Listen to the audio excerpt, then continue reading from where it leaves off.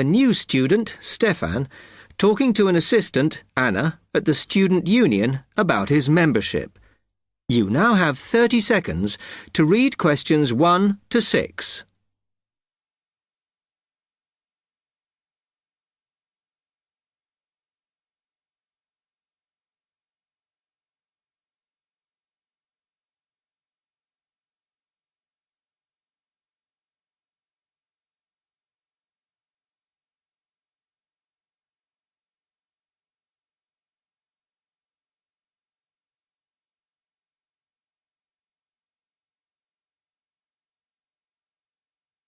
Hi, can I help you? Yeah, I hope so. This is the first time I've been down to the union. I'm a new international student, and I just wondered what to do. Oh, right. Well, normally we ask international students to fill out this form, and we put your details on the wall by reception. Then other students can contact you. It's a way for everybody to get to know each other. It can be a bit lonely otherwise. Oh, I see. What's your name? I'm Anna, by the way. It's Stefan Unger. OK, well, just write that there, next to name, and then fill in the rest. Right. What does it mean, degree program? Oh, just if you are an undergraduate or a postgraduate. Or maybe you're just here for a short course? I'm a postgraduate. Do I need to say what in? Not really. It's too much detail. But you should put your department, so people who have the same interests or problems as you can get in touch. So I'm studying marine construction, so for department, do I put down the science faculty then? Just your actual department. That must be engineering, no? Oh, I see, yes. Then if you list what you like doing in your free time, not that we ever get any when we're studying, and maybe you can meet up with someone socially, or to join a club or something. Well, I like lots of things. Shall I just list them? My advice is to just put 1 or 2, like football and films or whatever. Otherwise, you'll get so many invitations, you won't get any time to work. Okay. I think I'll just list computer games, as that's my big interest. Oh. I haven't played football for ages. I may start to play once I get settled. Now, let's see. Next thing is languages. Yes, we find many of the international students get a bit tired of speaking English all the time. Sometimes they like to speak to someone in their own language. It's up to you. That is a good idea. I presume I don't need to put English down. Oh, no. I put Italian and French. I can only speak German, my mother tongue. OK, well, that's fine. Just put that. What does accommodation mean? Is that my address? We're trying to find similarities between people, and some people live in hall, some are in flats, some are in bedsits. So it helps if you say. I'm in hall, though I'd like to be in a flat, but that won't happen till the end of the first term. Put where you are now. You can always change it later. Then finally, just put your phone number. I haven't really got one. I haven't sorted out a mobile yet. Well, it's going to be difficult for people to contact you then, isn't it? Why don't you put the union one and we'll take messages for you? Okay. It's 02950 659 003. Have you got that? Yes. OK then. You now have 30 seconds to read questions 7 to 10.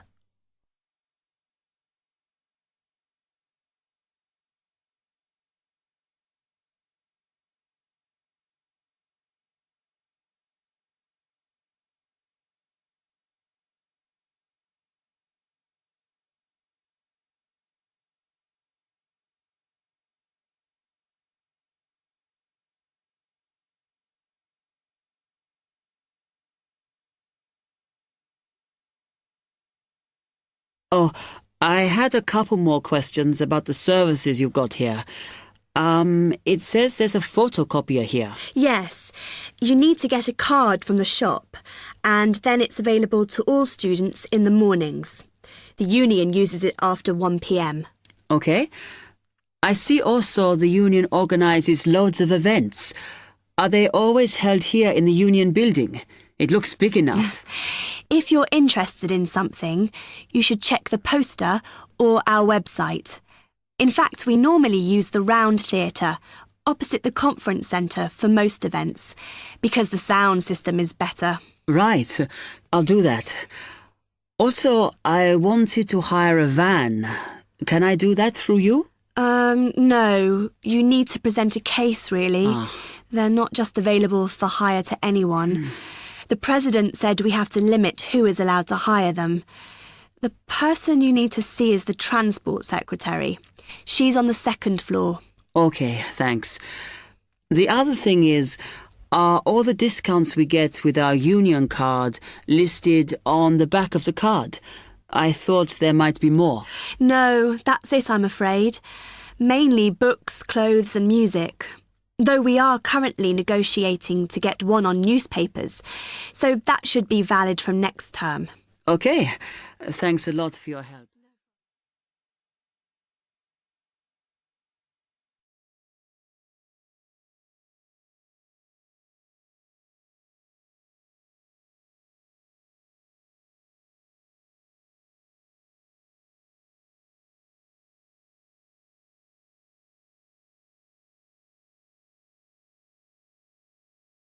Section 2.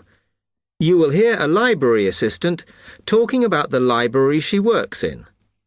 You now have 30 seconds to read questions 11 to 15.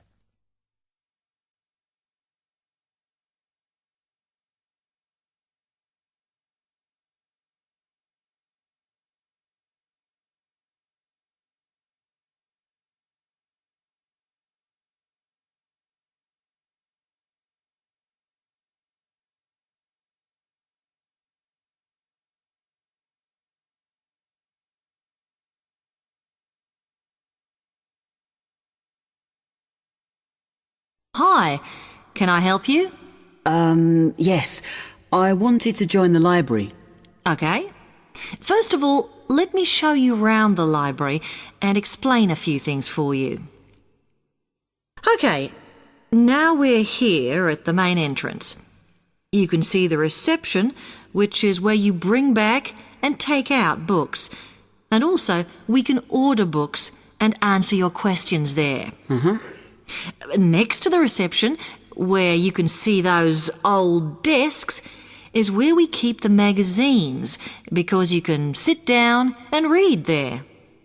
They're divided into sections for sciences, geography, arts, etc. Then, at the back of the library, you can see the section for old books. Next to that is where the books proper start. That used to be the science section, but now on those shelves you'll find the art section. We had a big reorganisation in the summer, which I think has made it clearer. The numbering is standard, so you should be able to find what you want quite easily. However, if you can't find something, it probably means it's been borrowed. Okay, then in the corner next to the reference section is where we thought it was quietest and away from the phones and printers and things, so we've put the study desks there. They all have computer access if you need it for your laptop. We do ask that you don't just read magazines there, though. Okay, then there's the reference section, where you can look up the files. Then, as we come back to the main entrance, is the next section, where we used to have the languages. It got very busy and noisy, so when we moved everything round, we decided to put the law books here. Also, because it's a smaller section, it fits quite well here. Okay then, we're back at the main entrance. Over there, by reception, there's a door that goes to the extension, And we have further sections, such as languages and study desks through there. So you could have a look round when we've finished. Then, just between reception and the door here, is where we decided to put the computers. But the computer magazines are in the magazine section, as we found too many went missing here. Okay, is that everything? You now have 30 seconds to read questions 16 to 20.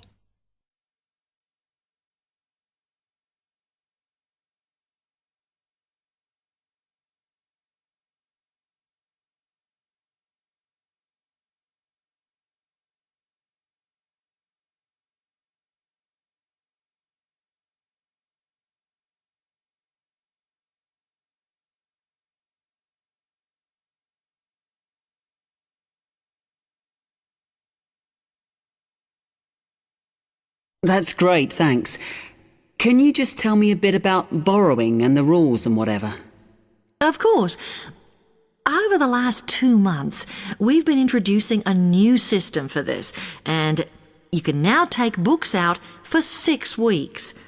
That's generally enough for most people. We usually get books back within 30 days. Of course, you may decide to renew the period.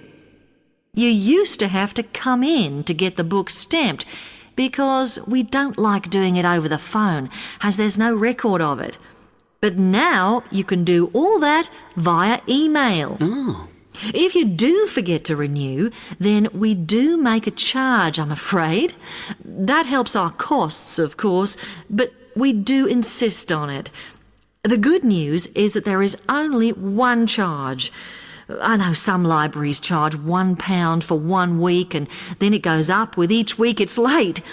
We ask for £1.50 as we think that's high enough to stop people being overdue. The other thing you may want to know is what you do about books that are not on the shelves. We do have a system for reserving them. All you have to do is fill in a yellow form behind those blue ones on the desk and give it to someone at reception. We'll let you know when it comes in. Also, sometimes you will need a journal article that we don't have but can get from other libraries. So we offer an ordering service if you need it. Now, if you'd like to fill in this form here.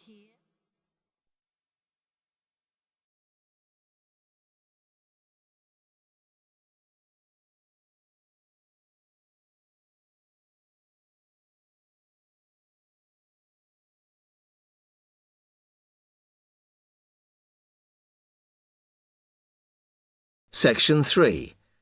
You will hear 2 students, Ramil and Kirsten, discussing presenting a paper at an architecture conference. You now have 30 seconds to read questions 21 to 28.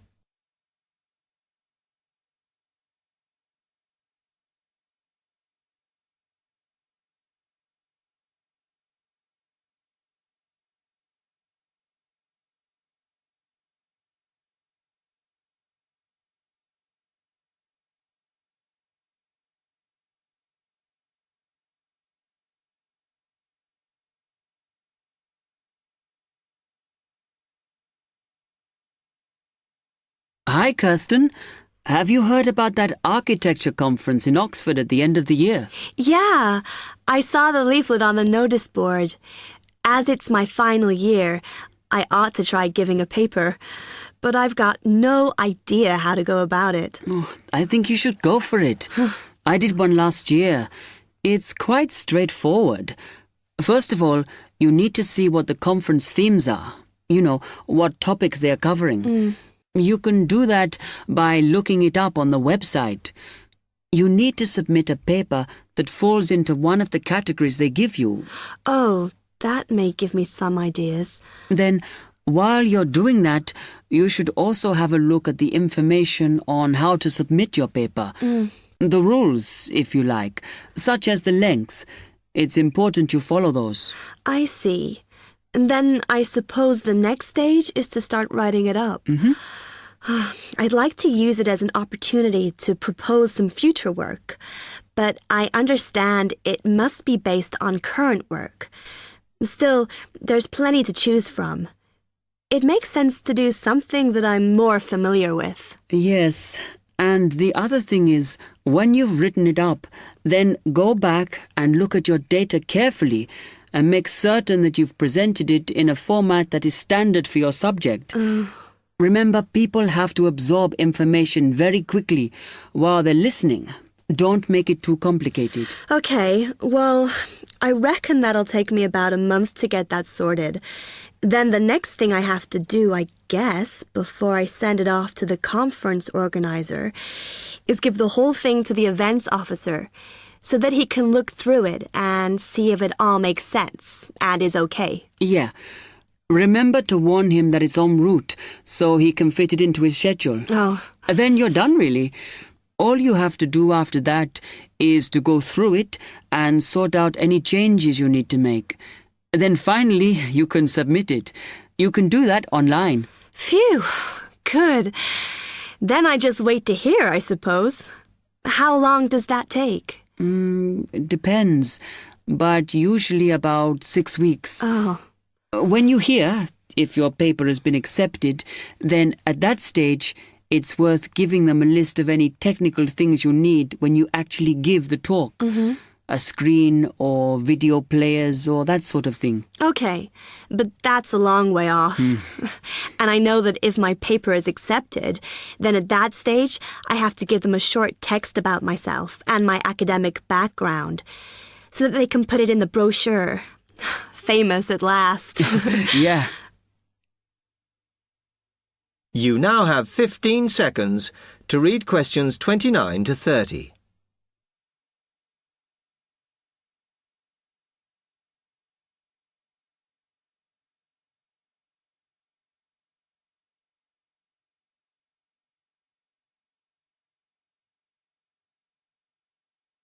Right, well, I've got to get a couple of things sorted if I'm going to get this paper completed. Have you got enough data? Possibly. I'd like to reinforce some of it, though, so I thought I'd send out some more questionnaires. I was looking at that thesis that Angela wrote last year, and she said you need a sample of over 100 to be sure of your results. I think some of this year's postgraduates are doing some of the same stuff as you on buildings. Why don't you talk to them? I'll end up getting confused. It would be more useful for me to actually go out to that site by the rail bridge to see how they're building the new factory. Oh. I managed to get hold of Professor Barnett at London University, and he said I should go out and take pictures. I'm pretty busy, but I'll have to make time. Anyway, what about you? What are your plans?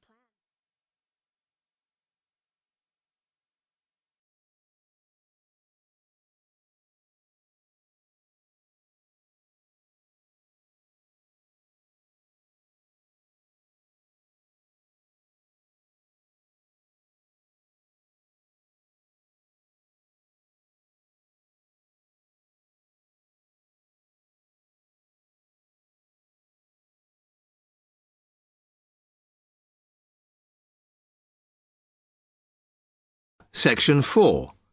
You will hear part of a lecture on the current and future use of mobile phones. You now have 30 seconds to read questions 31 to 35.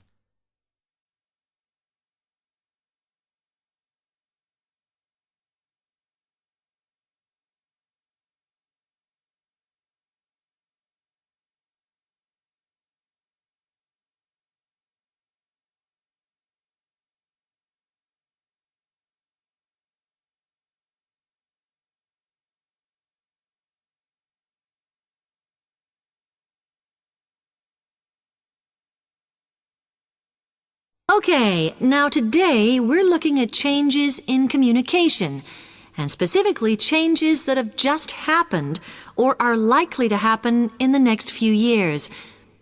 Key to this is the mobile phone, which is increasingly being seen as an all-purpose system rather than just a phone.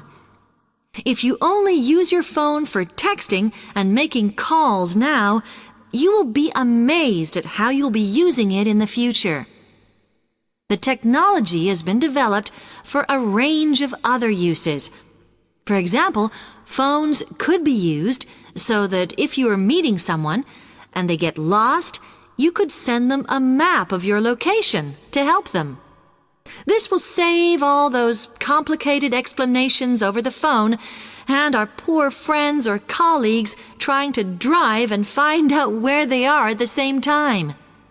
And if you get bored waiting, or if you're traveling, for example, you will soon be able to see TV news on your phone as it is actually being broadcast. This means that you won't have to miss any of your favorites if you are away for a few days. Most people have got used to texting now, and young people send pictures to each other. But what is exciting is the possibility of putting music with them before you send them. And it's not all frivolous. Phones are going to become even more critical in business and education. Some recent developments have a highly practical usage. So, for example, as lecturers, we will be able to send everybody a text to let them know if lectures have been canceled. And the new phones could have a further use in education, as well as business, as they will enable us to go to any destination, such as when we are doing a field trip, for instance, and from there to send data directly to a computer so that we can access it when we get home. This means we will no longer be limited by what the phone can store. You now have 30 seconds to read questions 36 to 40.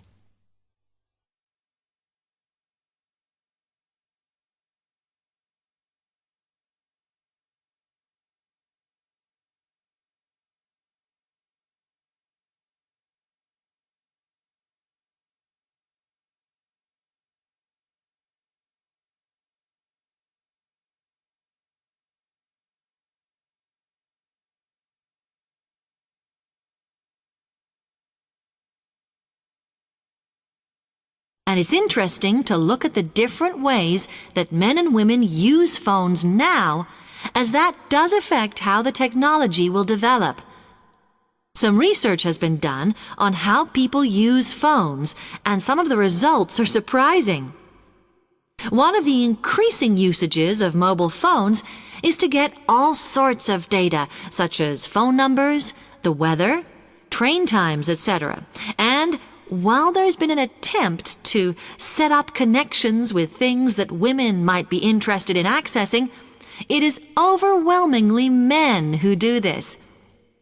But what about the traditional use of a phone? To speak to people? I suppose we would predict that it is mainly women who use phones as a method of contact for friends and family, but, in fact, the genders exploit this facility equally. I've spoken about the increased business usages that phones will offer, and I suppose we would associate this usage with men. The survey picked up, though, that women are often working from home or catching up with work in the evenings, so they use phones in this way as much as men do. Most of us are aware we can store photos on our phones. It's an ideal method of capturing a moment wherever you are. Women tend to be the group that keep photos on their phones, but it seems that men use their phones to actually take pictures much more than women do. And of course, all this knowledge affects the marketing that the companies will do in order to sell